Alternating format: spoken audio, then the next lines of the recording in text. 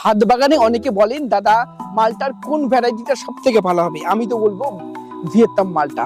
এটা বছরে 2 থেকে 3 বার হয়। এই দেখুন শুদ্ধ একটা ফল পারলাম, খুব ভালো টেস্ট হয়।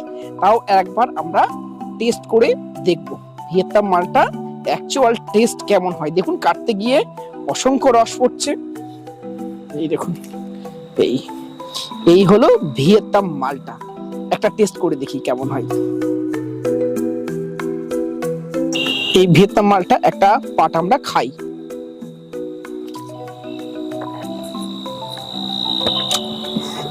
প্রচুর প্রচুর রস এবং ভীষণ মিষ্টি।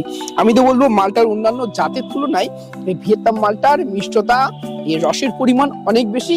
যা ছাদ বাগানে অবশ্যই করুন, বছরে 2 থেকে 3 বার হচ্ছে এবং বাণিজ্যিক ভাবে আপনারা ট্রাই করতে পারেন এই ভিয়েতনাম মালটা।